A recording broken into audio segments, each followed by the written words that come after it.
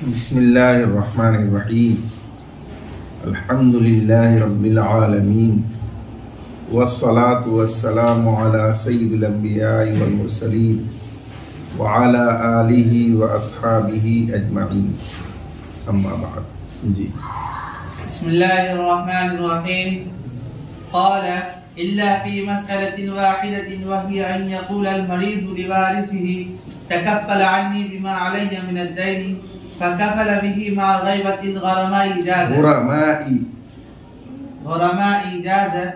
लिअन्न ज़ालिका वसिय्यतुन fill हक़ीक़ति वलिहाज़ा तसिहु व इन lump युसम्मिल मक़फ़ूल लहुम वलिहाज़ा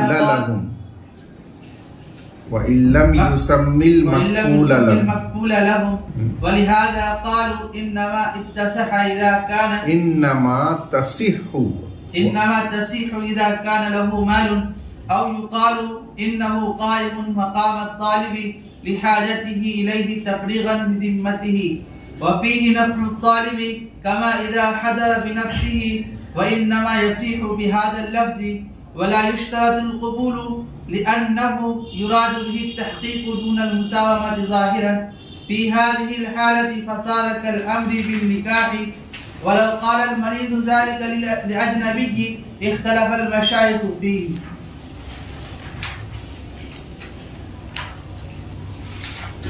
Sahib हिदाया ने माक़बल में ये मसला बयान किया था कि हज़राते तरफ़ैन के नज़दीक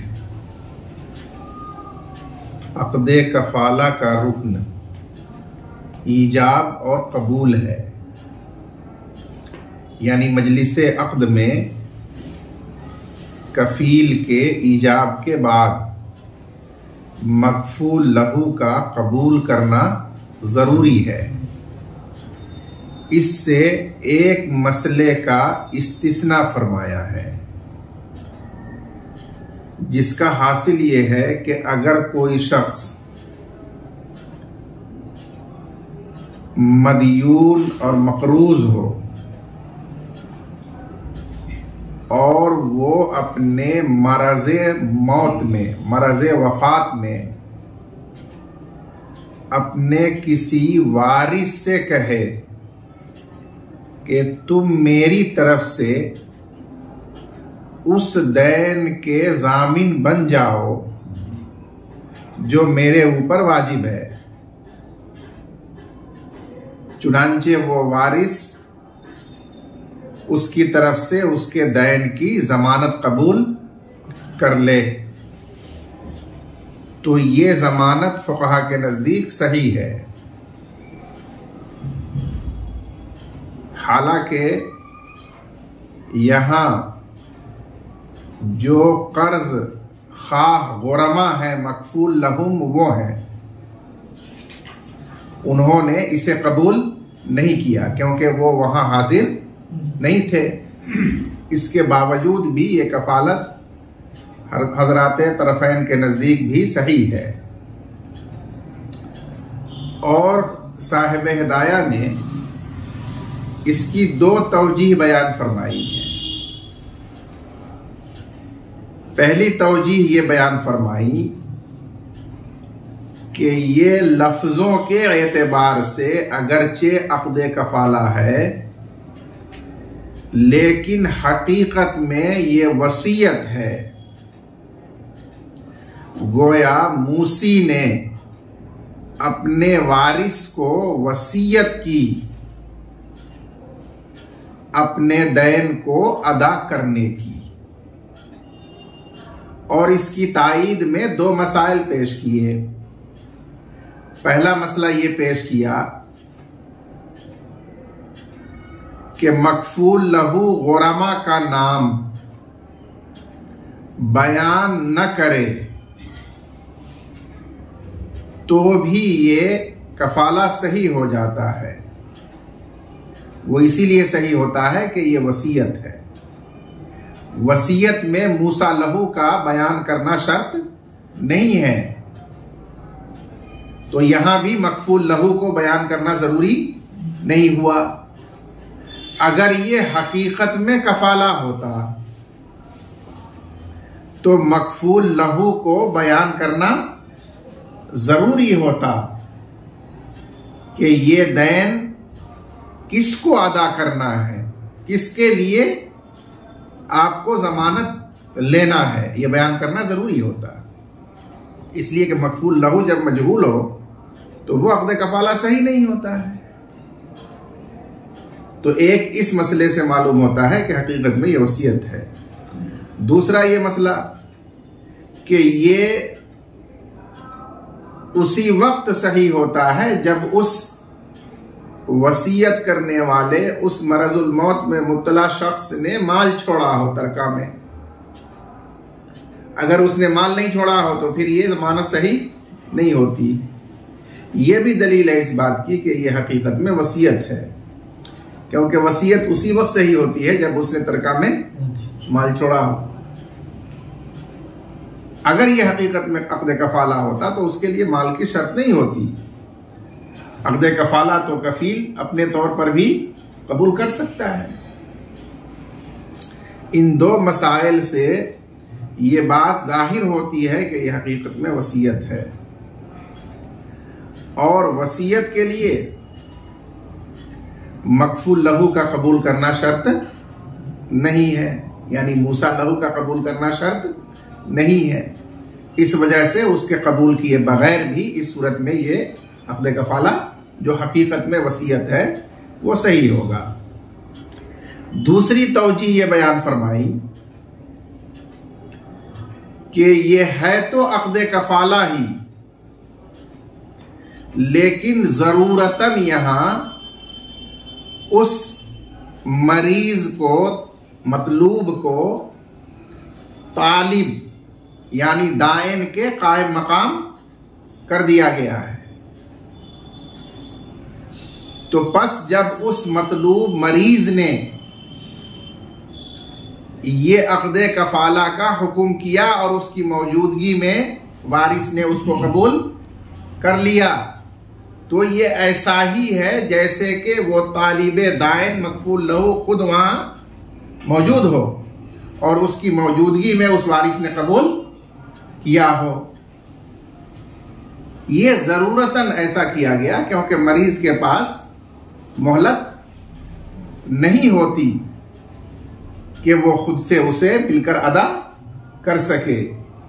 इस जरूरत की वजह से उसके हक में ये फर्ज किया गया कि तालिब जो मकफूल लहू कर्ज खा है, ये मतलूब मरीज उसी के कायम मकाम होकर उसकी तरफ से मौजूद है और उसकी मौजूदगी में उसने कफाला को कबूल किया है।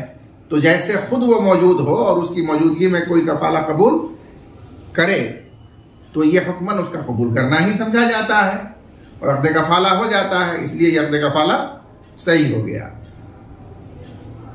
अब इस पर एक एतराज हुआ। वो एतराज ये हुआ कि चलिए इस बात को हम मान लेते हैं कि जरूरतन वो मतलूब मरीज ही तालिब के कायम मकाम वहां माना गया, तो भी उसने कबूल तो नहीं किया। उसने तो हुक्म और अम्र किया था कि तुम मेरी तरफ से मेरे दैन के कफील बन जाओ। तो उस कफील वारिस ने कहा कि मैं कफील बनता हूं, मैं कफील हूं। तो उसके बाद फिर इसको कहना जरूरी था कि मैंने इसको कबूल किया, तब सादिक आता कि मकफूल लहू ने उसको कबूल किया अपने कायम मकाम के जरिए। लेकिन यहां तो उसने अम्र किया है, उसने कबूल तो नहीं किया। तो साहिब हिदाया ने उसका जवाब दिया कि अक़्द कफाला में मोल जोल और भाव ताव आपस में नहीं होता, बल्कि वहां इंशाए अक़्द ही होता है। इसलिए जो उसने अम्र किया वो अम्र करना कायम मकाम कबूल करने के है। उसके बाद जब वारिस ने कह दिया कि मैं कफील हूं, मैंने कफाला कबूल कर लिया, तो वो काफी हो गया। जैसे निकाह के अंदर किसी ने किसी औरत से कहा कि तुम अपना निकाह मुझसे कबूल कर लो, उसने कहा कि मैंने कबूल किया, तो इससे निकाह मुनक़िद हो जाएगा। अब इस अम्र करने वाले को दोबारा कबीलतु कहने की जरूरत नहीं है, क्योंकि वहां तकदीरन कबूल को मान लिया जाता है, क्योंकि उसका अम्र ये कोई उसको राजी करने के लिए तलब नहीं है, बल्कि हकीकत में ये इंशाए अक्द ही है। तो इसलिए वहां इजाब कबूल पाया गया और अक्द मुनक़िद हो जाता है। उसी तरह अक्द कफाला के अंदर भी बरखिलाफ बै के, बै में पहले उस पर आमादगी के लिए मोल जोल और भाव किया जाता है, फिर उसके बाद इजाब कबूल होता है। तो वहां कोई कहे कि अपना सामान तुम मुझसे बेच दो और वो कहे मैंने बेच दिया, तो उसके बाद कहना जरूरी होगा कि मैंने कबूल किया और खरीदा। इसलिए कि जो उसने कहा था कि बेच दो, वो भाव और मोल जोल पर महमूल किया जाएगा, और जब उसके जवाब में दूसरे ने कहा कि मैंने बेच दिया, तो वो इजाब होगा, फिर इसको कबूल करना होगा कि मैंने कबूल किया। लेकिन अक़्द निकाह या अक़्द कफाला में ऐसा नहीं है। वो कहना कि तुम ऐसा कर दो, ये खुद इजाब हो गया। उसके बाद उसने कहा कि मैंने कबूल कर लिया या मैंने ऐसा कर दिया, तो इजाब और कबूल मुकम्मल हो गया। अब उसके बाद फिर कबूल की शर्त और जरूरत बाकी नहीं रही। अल्लामा क़ुदूरी रहमतुल्लाह अलैह ने फरमाया, इल्ला फी मसअलतिन वाहिदा, मगर एक मसले में मकफूल लहू का मजलिस में कबूल करना जरूरी नहीं है, उसके बगैर भी अक़्द कफाला सही होता है। और वो मसला ये है कि कोई मरीज़ मौत अपने वारिस से कहे कि तुम मेरी तरफ से कफील हो जाओ उस दैन का जो मेरे ऊपर वाजिब है, चुनांचे वो उसका कफील हो जाए मअग़ैबतिल गुरमा, कर्ज खाहों के गायबाने में, तो ये अक़्द कफाला जायज़ है। इसलिए कि ये वसीयत है हकीकत में, और इसीलिए ये सही है अगरचे उसने मकफूल लहू यानी गुरमा का नाम जिक्र न किया हो। और इसी वजह से मशाइख ने फरमाया कि ये कफाला सही होगा जबकि उस मरीज के पास माल मौजूद हो जो तरके में छोड़ रहा हो। ये पहली तवजीह हुई। दूसरी तवजीह, या ये कहा जाए कि ये मरीज मतलूब तालिब के यानी कर्ज खाह के कायम मकाम है, लिहाजती ही इलैही, क्योंकि वो इस कायम मकामी का मोहताज है हाजत की वजह से, तफरीगन लिज़िम्मती ही, अपने जिम्मा को दैन से बरी करने के लिए, फारिग करने के लिए, और इसमें तालिब का फायदा है। इसलिए जाहिर यही है कि उसको इस पर कोई एतराज या इनकार नहीं होगा। कमा इज़ा हज़रा बिनफ्सिही ऐ फसारा कमा इज़ा हज़रा बिनफ्सिही, तो ये ऐसा ही हुआ जैसा कि वो तालिब मकफूल लहू खुद वहां हाजिर और मौजूद हो, और उसकी मौजूदगी में उसका वारिस अक़्द कफाला कबूल कर ले रहा हो, तो काफी है, वो कफील हो जाएगा। व इन्नमा यसिहु बिहाज़ा लफ्ज़, और ये अक़्द कफाला इस लफ्ज़ अम्र के साथ सही हो जाता है, और इस मरीज़ मतलूब का कबूल करना कायम मकाम के तौर पर शर्त नहीं होता, क्योंकि इस कौल से, इस लफ्ज़ से मुराद लिया जाता है तहक़ीक़ अक़्द को, यानी इंशाए अक़्द को, दुनल मुसावमा, न के भाव करने को, राजी करने को, ज़ाहिरन फी हादिल हालत, इस हालत में बज़ाहिर इस हालत में यही है कि वो इससे इंशाए अक़्द और तहक़ीक़ अक़्द मुराद ले रहा है, उसको राग़िब करना या तैयार करना, जिसको भाव करना कहते हैं मामलात में, वो यह मुराद नहीं है। तो इसलिए ये इजाब हो गया। अब उसके बाद जो उसने कहा कि मुझे मंजूर है या मैं कफील हूं, तो ये क्या हो गया, ये कबूल हो गया, और दोनों के मिलने से वो अक़्द मुनक़िद हो जाएगा। फसारा कल अमरी बिन निकाह, बस ये अम्र बिन निकाह की तरह हो गया। ये अम्र बिन निकाह की तरह हो गया, यानी कोई शख्स दूसरे से कहे कि तुम मुझसे अपना निकाह कर लो, और वो कहे कि मैंने निकाह खुद का तुमसे किया, तो निकाह मुनक़िद हो जाएगा। ये मसला तो है मरीज़े मौत का, जब वो अपने वारिस से ये बात कहे। अब मसला ये है कि अगर कोई मरीज़े मौत किसी अजनबी यानी अपने गैर मुताल्लिक आदमी से ये कहे कि आप मेरी तरफ से मेरे दैन के कफील बन जाएं, और वो बन जाए, तो उसका क्या हुक्म है? तो साहिब हिदाया ने फरमाया कि उसके बारे में मशाइख अहनाफ का इख्तिलाफ है। बाज मशाइख के नजदीक वो अजनबी का अक़्द कफाला सही नहीं होगा, क्योंकि यहां मकफूल लहू ने उसको कबूल नहीं किया। लेकिन सही कौल मुफ्ता बिही ये है कि अजनबी हो या वारिस हो, दोनों ही सूरतों में जरूरतन ये अक़्द कफाला सही होगा, अगरचे मकफूल लहू उसको कबूल नहीं कर रहा है। लेकिन ये जो मतलूब मरीज है वो उसके कायम मकाम होगा अपना जिम्मा फारिग और बरी करने के लिए, और उसकी मौजूदगी में ही ये अक़्द कफाला मुनाक़िद हो जाएगा। जी। क़ाल वइज़ा मात रजुल वअलैहि दयून वलम यत्रुक शयअन फतकफ़्फ़ल अन्हु रजुलुन लिल-ग़ुरमा'i लम तसिह 'इंदा अबी हनीफ़ा रहिमहुल्लाह वक़ाल तसिह लिअन्नहु कफ़ल बिदैन साबितिन लिअन्नहु वजब लिहक़्क़ि अत-तालिबि वलम यूजदिल मुस्क़ित वलिहाज़ा यब्क़ा फ़ी हक़्क़ि अहकामिल आख़िरह वलौ तबर्रअ बिही इंसानुन यसीहु वकज़ा यब्क़ा इज़ा कान बिही कफ़ीरुन औ मालुन वलहु अन्नहु कफ़ल बिदैन साक़ितिन लिअन्न अद-दैन हुवा अल-फ़िअलु हक़ीक़तन वलिहाज़ा यूसिफ़ु बिल-वुजूबि लाकिन्नहु बिल-हुक्मि मालुन लिअन्नहु यऊलु इलैहि फ़िल-मालि वक़द अजज़ बिनफ़्सिहि व बिख़ल्क़िहि फ़फ़ात आक़िबतुल इस्तीफ़ा'i फ़यस्क़ुतु ज़रूरतन वत्तबर्रु'ु ला यअतमिदु क़ियाम अद-दैन वइज़ा कान बिही कफ़ीलुन औ लहु मालुन फ़ख़लफ़हु अव अल-इब्ज़ाउ इला अल-अदा'i बाक़िन। बस अल्लामा क़ुदूरी रहमतुल्लाह अलैह ने फरमाया कि जब कोई आदमी मर जाए दरा हाले के उसके जिम्मे में दुयून वाजिब हों और वो कोई माल तरके में नहीं छोड़े, मुफलिस मदयून होकर मरा,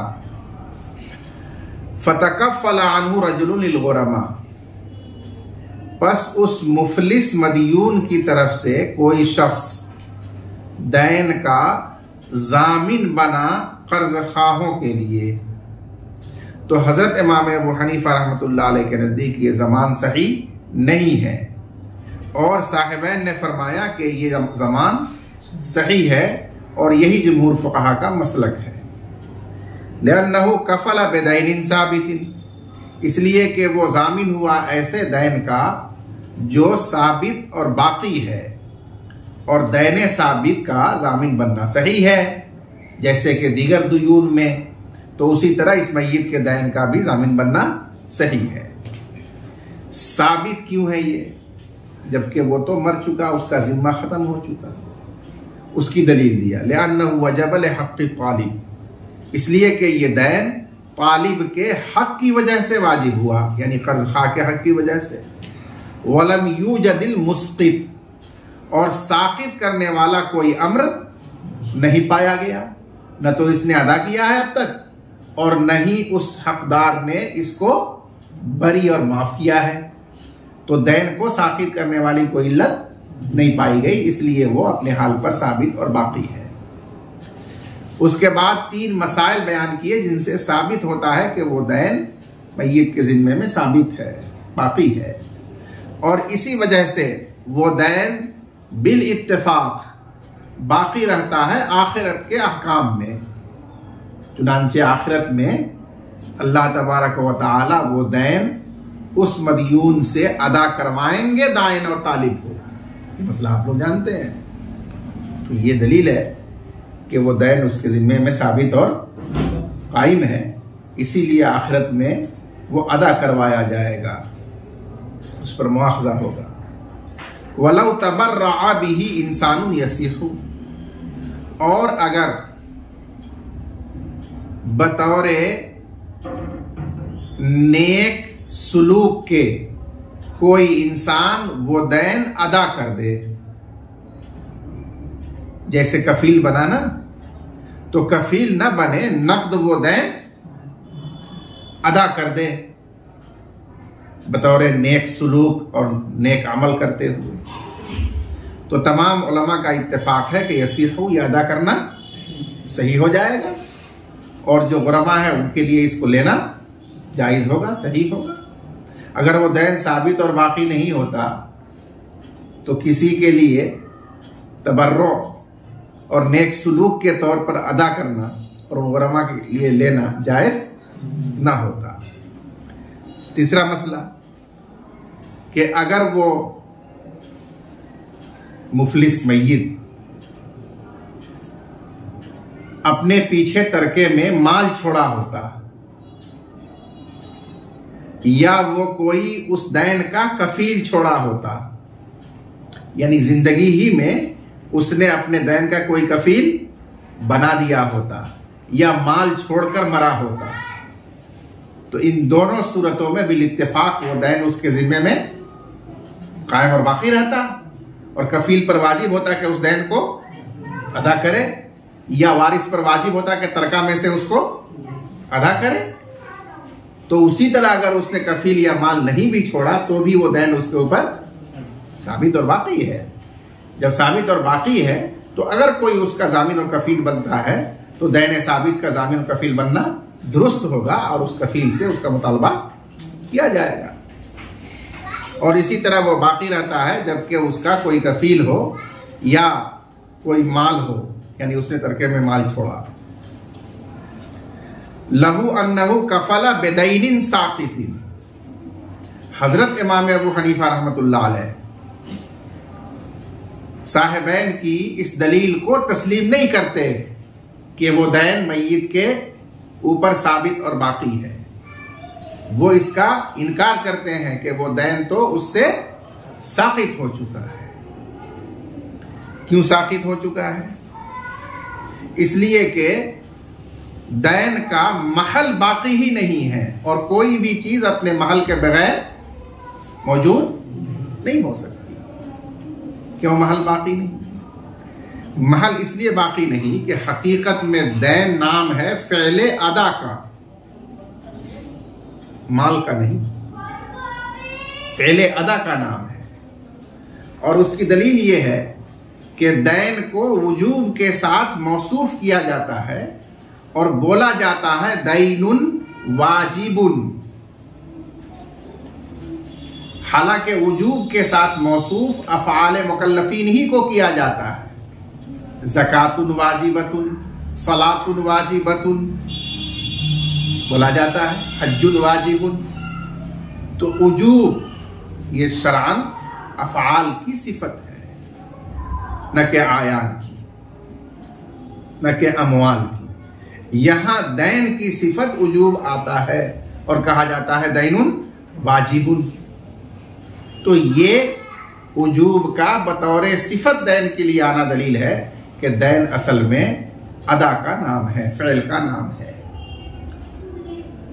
और जब उसका फ़ाइल ही नहीं रहा, यानी वो मर गया और इस फ़ेल का अहल ही नहीं रहा, तो मालूम हुआ कि ये दैन और फ़ेल अदा जिस महल के साथ कायम और मौजूद होता, जब वो महल ही बाकी और कायम नहीं है तो ये भी बाकी और कायम अब नहीं है, साकित हो चुका है।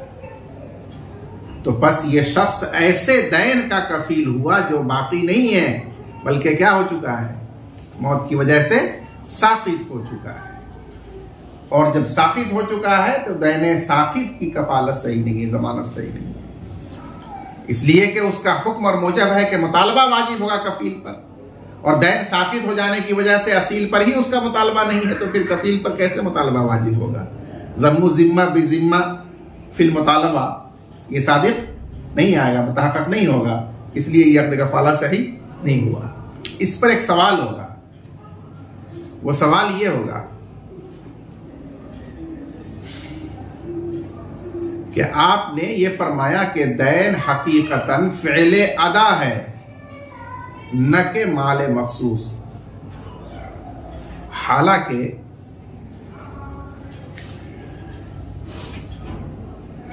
सब हजरात ये जानते हैं कि दैन माल की उस मिक़दार मखसूस ही को कहा जाता है जो किसी अक़्द की वजह से, किसी सबब की वजह से ज़िम्मे में वाजिब होता है। और रहा मसला के उजूब के साथ ये मुत्तसिफ होता है, तो अमवाल भी उजूब के साथ मुत्तसिफ होते हैं। कहा जाता है दराहिमु वाजिबतुन या दिरहमुन वाजिबुन। तो वाजिब जिस तरह सिफत अफ़आल की आती है, उसी तरह से माल की सिफत भी वाजिबुन आती है। तो इसलिए ये दैन माल है, ये हकीकत में फ़ेल अदा नहीं है। ये सवाल इस पर किया जाता है।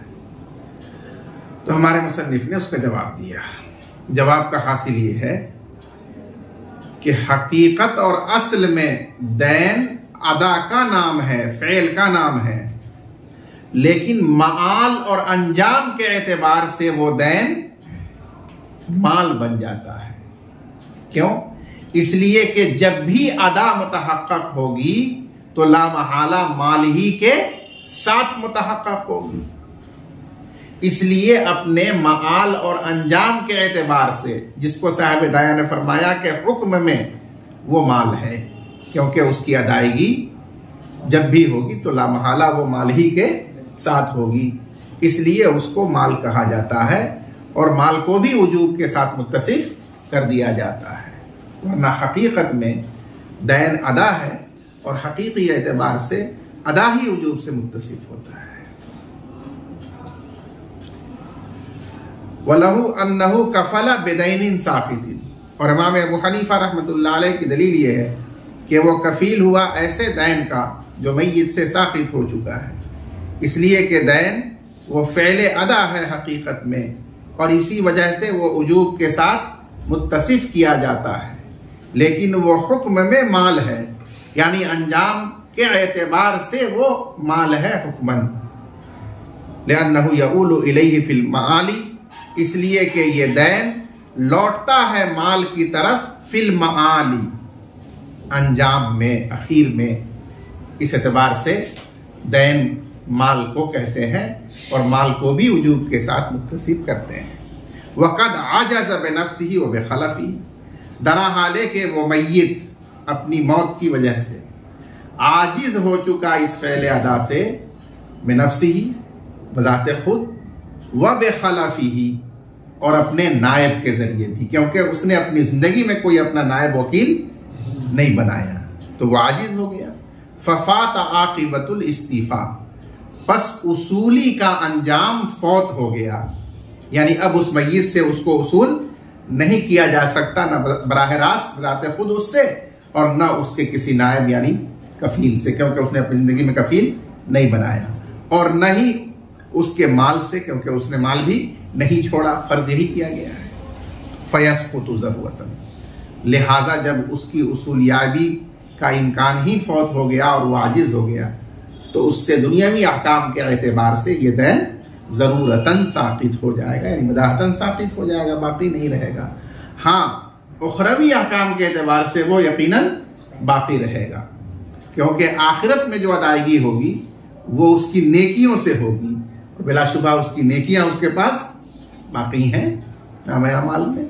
तो इसलिए जब उसको अदायगी की कुदरत होगी आखिरत में अपनी नेकियों से, तो उस वक्त उसके ऊपर वो बाकी रहेगा। लेकिन दुनिया में उसकी अदायगी तो माल से हो सकती थी, अब वो आजिज है उससे, न खुद वो जिंदा है, न उसका कोई कफील है जो उसका नायब बने और अदा कर दे, और न ही उसने अपना माल छोड़ा है। इसलिए ज़रूरतन व बदाहतन वो साकित हो गया दुनियावी अहकाम में, और जब साकित हो गया तो फिर उसका जामिन बनना सही नहीं होगा, क्योंकि ज़मान का जो हुक्म है वो उस पर मुरतब नहीं हो सकेगा। उसके बाद उन्होंने नज़ीर बयान की थी कि तबर्रो कोई करे और अपनी खुशी से अदा कर दे तो जायज़ है। उसका जवाब दिया, वह तबर्रो ला यातमिदु क़ियामत दैन, और तबर्रो करना तकाजा नहीं करता है दैन के कायम और बाकी होने का। कोई इंसान अपनी खुशी और मर्जी से सखावत के तौर पर किसी को कोई कुछ दे दे तो जाहिर है कि उसको रोका नहीं जा सकता, इसलिए उसमें यह कोई जरूरी नहीं होता है कि तहकीक की जाए कि दैन बाकी है या नहीं है। इसलिए वहां उसने दिया और लेने वाले ने अपनी खुशी से ले लिया, देने वाले ने अपनी खुशी से दे दिया, तो वो सही है, बरखिलाफ अक़्द कफ़ाला के कि उसका हुक्म है ज़म्मु ज़िम्मा फी ज़िम्मा इला ज़िम्मा फिल मुतालबा। ये हुक्म उसी वक्त मुरतब होगा जबकि असील के ऊपर दैन कायम रहे, उसके बगैर ये साबित नहीं हो सकता। व इज़ा कान बिही कफीलुन औलो, तीसरा उनका मसला था कि अगर वो अपनी जिंदगी में कफील बना के छोड़ा हो या माल छोड़ा हो तो उस वक्त तो दैन बाकी रहता है मरने के बाद। उसका जवाब दिया, और जब उस मय्यत के पास कफील हो जो उसने अपनी जिंदगी में बनाया था, या उसके पास माल हो जो उसने मरने के बाद छोड़ दिया, तो फखलफू, तो उसका नायब यानी कफील, अविल इफ़ज़ाउ इलल अदा, या अदायगी का सामान, इफ़ज़ा यहाँ मसदर मुफ़ज़ी के माना में है, या सामान अदा यानी माल बाकी है, तो उसके बाकी होने की वजह से उसका दैन भी बाकी रहेगा। और हमने जो सूरत मुतन में फर्ज किया जो ज़ेर बहस है वो है कि जिसमें उसने न कफील छोड़ा है और न ही अदायगी का सामान यानी माल छोड़ा है। इस वजह से हमने कहा कि वहां पर दैन बाकी नहीं है, आजिज होने की वजह से। बस इस फर्क के साथ इस मसले को बतौर नज़ीर पेश करना सही नहीं होगा। वमन कफल अन रजुलिन बिअल्फिन अलैहि बिअमरिही फक़ज़ाहु अल्फ क़ब्ल अन युअतिही साहिबुल माली फलैस लहु अन यरजिअ फीहा लिअन्नहु तअल्लक़ बिही हक़्क़ुल क़ाबिज़ अला इह्तिमाल क़ज़ाइहि ad-dayn फला यजूज़ुल मुतालबतु मा बक़िय हाज़ल इह्तिमाल कमन अज्जल ज़कातहु व दफ़अहा इला as-सा'i वलिअन्नहु मलकहु बिल-क़ब्ज़ अला मा नज़कुरु बिखिलाफ़ मा इज़ा कान ad-दफ़अु अला वजहि रिसालती लिअन्नहु तमहज़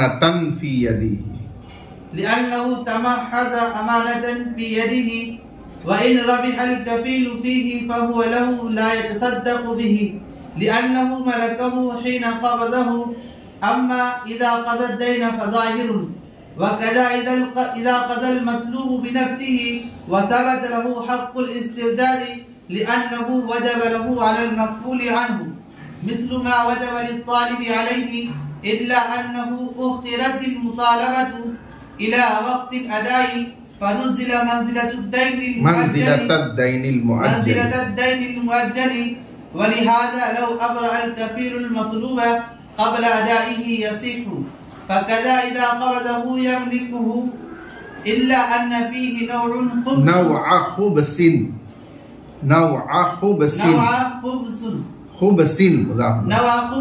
नुबय्यिनुहु फला यअमलु मअल मिल्की फ़ीमा ला यतअय्यनु वक़द क़र्ररनाहु फ़िल बुयूइ वलौ कानत al-कफ़ालतु बिकुल्लि हिंततिन बस। वमन कफला अन रजुलिन बेअल्फिन अलैहि बेअमरिही, अगर कोई शख्स जामिन बना दूसरे आदमी की तरफ से उस पर वाजिब 1000 रुपए का, कि मैं उसकी तरफ से 1000 रुपए का जामिन बनता हूं, बेअमरिही उसके हुक्म से, उसके कहने से। जब ये जामिन बन गया तो आप हजरात को ये उसूल मालूम होना चाहिए कि जब मदयून के हुक्म से कोई जामिन बनता है तो जामिन बनते ही वो उस दैन का मुस्तहिक हो जाता है उस मदयून पर, उसके लिए हक साबित हो जाता है उस दैन का मदयून पर। जैसे कि तालिब जो मकफूल लहू है उसको मुतालबा का हक साबित हो गया इस कफील पर अक़्द कफाला की वजह से, उसी तरह इस अक़्द कफाला की वजह से इस कफील का हक साबित हो गया उस मदयून पर जिसने कह करके उसको अपना कफील बना लिया। फ़क़ज़ाहुल अल्फ़ क़ब्ल अन युअतियहु साहिबल माल, बस मकफूल अन्हु ने उस कफील को 1000 दिरहम अदा कर दिया इससे पहले कि वो कफील 1000 दिरहम साहिब माल को यानी मकफूल लहू को दे। यानी सूरत ये हुई कि कफील ने अब तक मकफूल लहू दाइन को, तालिब को कुछ दिया नहीं, उससे पहले ही मकफूल अन्हु जो मदयून था उसने अपनी शराफत और सादगी में 1000 दैन कफील को दे दिया और कफील ने उसको उसूल कर लिया।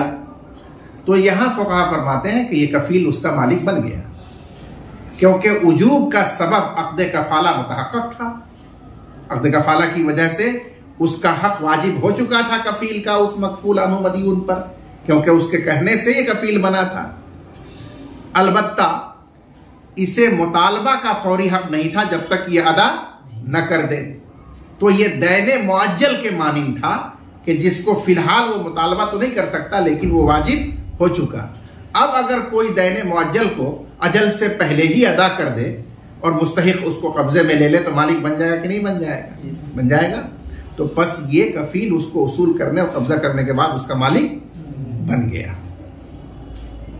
जब ये मालिक बन गया तो अब वो मकफूल अन्हु चाहता है कि अपना ये 1000 अदा किया हुआ इस कफील से वापस ले ले, कि जब आपने अदा ही नहीं किया तो मेरा आपको रखने का हक नहीं है, मुझे आप वो लौटा दीजिए, वापस कर दीजिए, मैं खुद ले जाकर के उसी को दे दूंगा।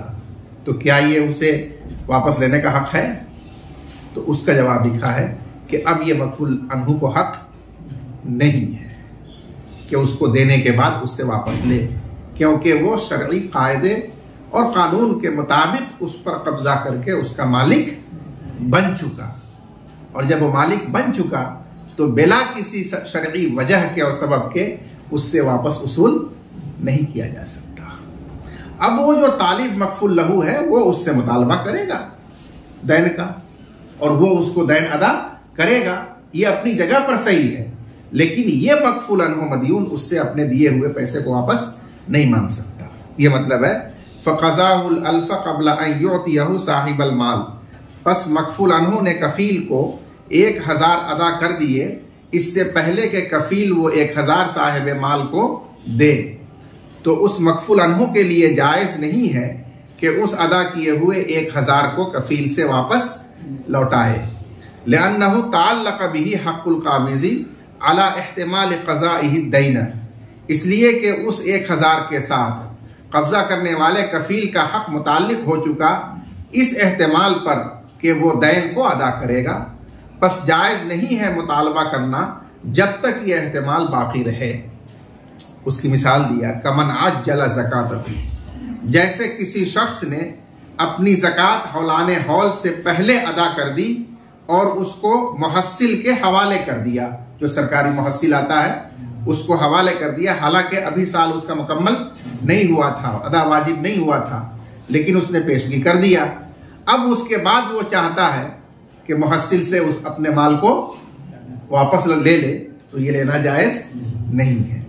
वलिअन्नहु मलकहु बिलक़ब्ज़ी, और इसलिए कि ये कफील उस माल का कब्जा करने की वजह से मालिक हो चुका, अला मा नज़कुरु, जैसा कि आइंदा हम जिक्र करेंगे इसकी दलील, बेखिलाफ मा इज़ा कानत दफ़उ अला वजहि रिसाला, बरखिलाफ उस सूरत के जबकि माल देना पहुंचाने के तरीके पर हो, जबकि माल देना पहुंचाने के तरीके पर हो, कफील को वाजिब अदा करने के तरीके पर न हो। यानी उस मदयून ने कफील को ये कहा कि ये मेरा माल आप ले लीजिए और ले जाकर के मेरी तरफ से फला मेरे दाइन तालिब को दे दीजिए। तो ये माल देना पहुंचाने के तरीके पर हुआ कि उसको कासिद बनाकर उसको माल दिया ताकि ये माल उसका पहुंचा दे। जैसे किसी को खत दिया जाता है कि वो उसे मकतूब अलैह तक पहुंचा दे, तो यहां कब्जा करना उस कफील का मालिकाना तौर पर नहीं हुआ। इसलिए इस सूरत में जब तक उसने नहीं पहुंचाया है तब तक ये मकफूल अन्हु उससे अपना दिया हुआ माल वापस ले सकता है। लिअन्नहु तमहज़ अमानतन फी यदिही, इसलिए कि ये माल खालिस अमानत है, महज अमानत है उसके कब्जे में। जैसे किसी को हम खत देते हैं पहुंचाने के लिए तो उसके पास वो अमानत है, हम उसको वापस ले सकते हैं जब चाहे। उसी तरह जब माल दिया पहुंचाने के लिए तो ये उसके पास अमानत है, देने वाला जब चाहे उसका मालिक है उससे ले सकता है। वइन रबिहल कफील फीही। अब आगे मसला बढ़ाइए कि कफील ने 1000 उससे लिया और उसको खरीदो फरोख्त में, बिजनेस में लगा दिया और 100 रुपया उसमें उसे फायदा आ गया। अब 1000 के बजाय वो कितना का हो गया है? 1100। तो 1000 तो असल है और 100 रुपया वो बिजनेस में लगाने की वजह से उसी 1000 से नाफा कमा लिया है, ये है। और अब तक उसने अदा नहीं किया है। तो ये जो नफा कमाया है, फुक़हा फरमाते हैं कि कफील उसका मालिक होगा, क्योंकि जब असल माल 1000 का वो मालिक हो चुका तो उसको बिजनेस में लगा करके जो नफा उससे हासिल किया और कमाया वो उसके अपनी मिल्कियत का नफा है, इसलिए उस नफा का भी ये मालिक होगा। और किताबुल बुयू के अंदर ये मसला तफसील के साथ बयान किया गया था कि अगर कोई शख्स नफा कमाया हो ऐसे माल से जिस माल में कुछ शुबा हो, मुश्तबा माल से उसने नफा कमा लिया हो, तो अब यह देखा जाएगा कि वो माल मुअय्यन है या गैर मुअय्यन है। अगर गैर मुअय्यन है यानी नुकूद है तो उसमें वो नफा उसके लिए हलाल होगा, वाजिबुत तसद्दुक नहीं होगा। और अगर वो माल मुअय्यन है यानी कोई साजो सामान है और उसमें कुछ शुबहा था आदम मिल्क का और नफा कमा लिया उससे तिजारत में लगाकर, तो उसके बारे में आया था कि वो वाजिबुल तसद्दुक है, तो सदका करना वाजिब होगा।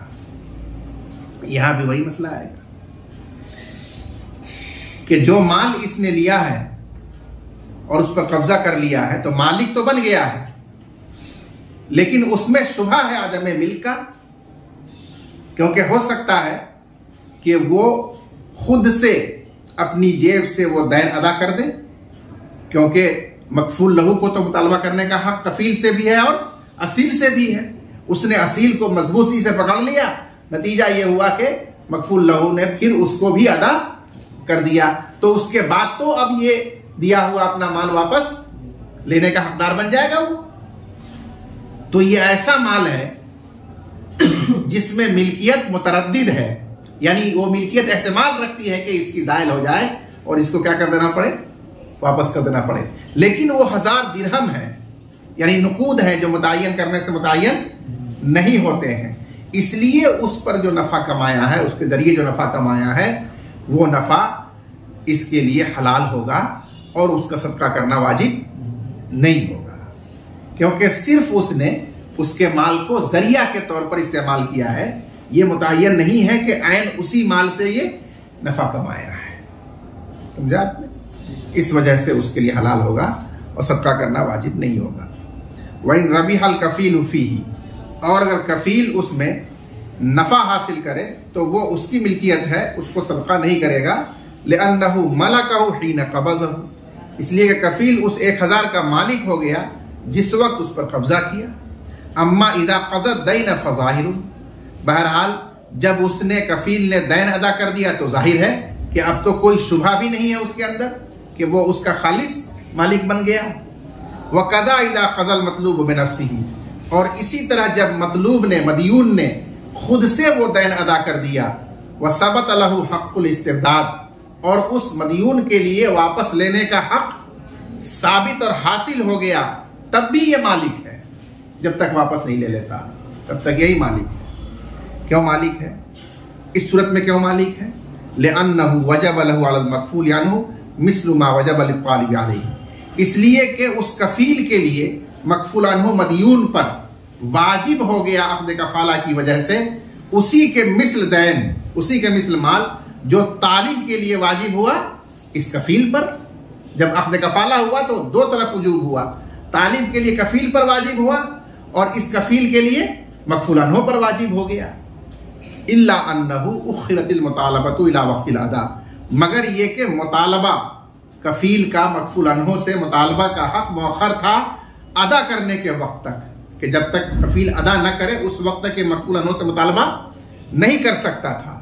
फनुज़्ज़िल मंज़िलत दैनिल मुअज्जल, बस ये कफील का दैन मुअज्जल के दर्जे में उतारा गया। और दैन मुअज्जल में अगर कोई वक्त से पहले ही अदा कर दे और उसका मुस्तहिक दाइन कब्जा कर ले तो वो मालिक हो जाता है।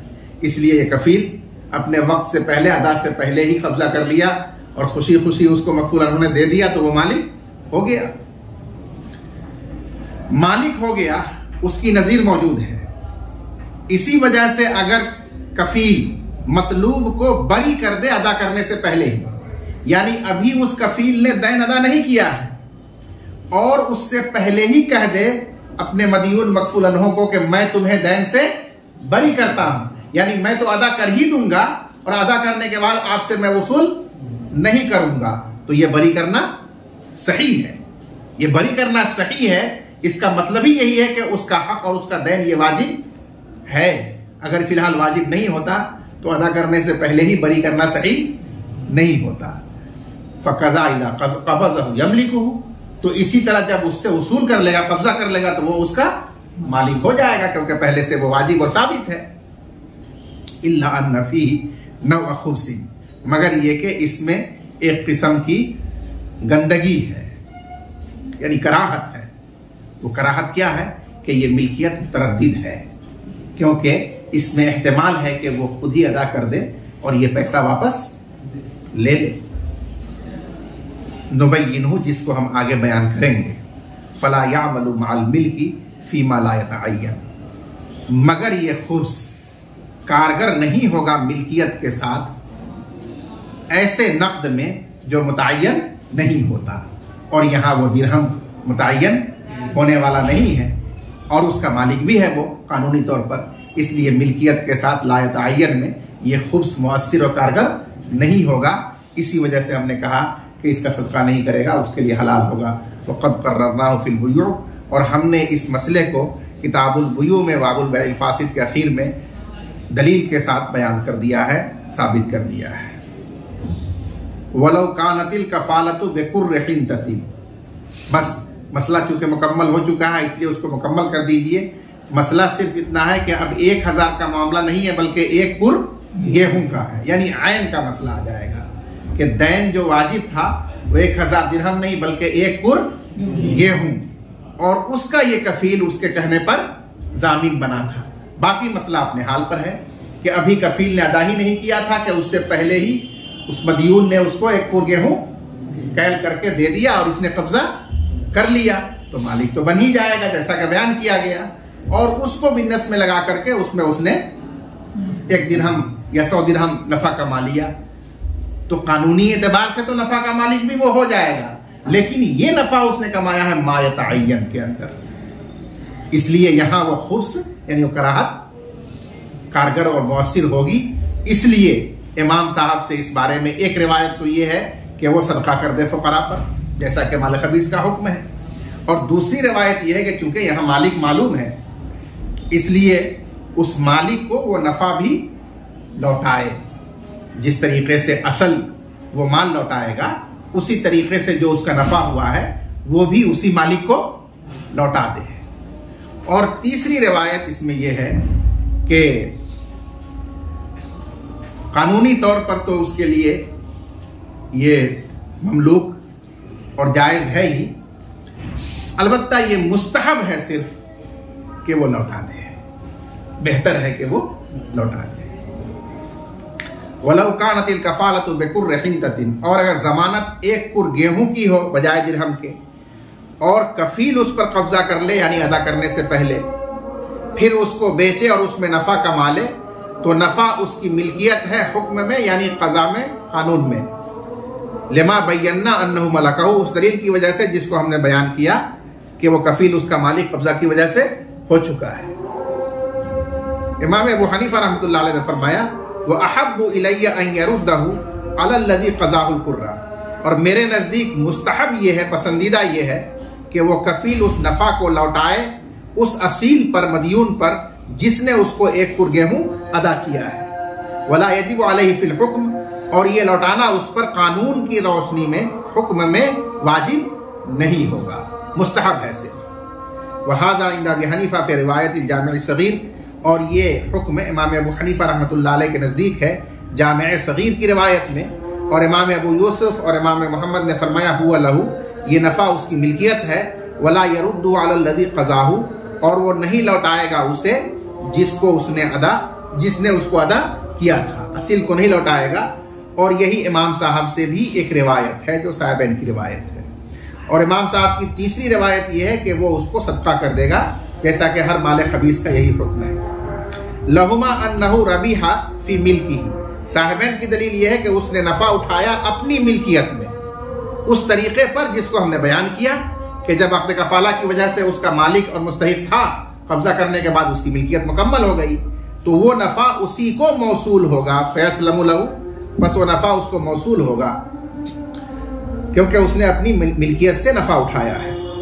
वलहु अन्नहु तमक्कनल खुब्सु माल मिल्क, और इमाम अबू हनीफा रहमतुल्लाह अलैह की दलील ये है कि खुब्स यानी कराहत ये पैदा हो गई मिल्कियत के बावजूद, क्योंकि यहाँ मिल्कियत मुतरद्दिद है, वो मिल्क कतई नहीं है। मिल्क मुतरद्दिद क्यों है? इम्मा लिअन्नहु बेसबील मिनल इस्तिरदाद, या तो इसलिए कि वो मिल्कियत वापस लेने के राह पर है, या वो असील शख्स जिसने दिया है वो वापस लौटा लेने के राह पर है। कैसे? बेअन यक़ज़ियहु बिनफ़्सिही, बई तौर के वो खुद ही दैन अगर तालिब को अदा कर दे तो फिर वो इस माल को वापस अपनी मिल्कियत में लौटा सकता है, अब इसके पास बाकी नहीं रहेगा।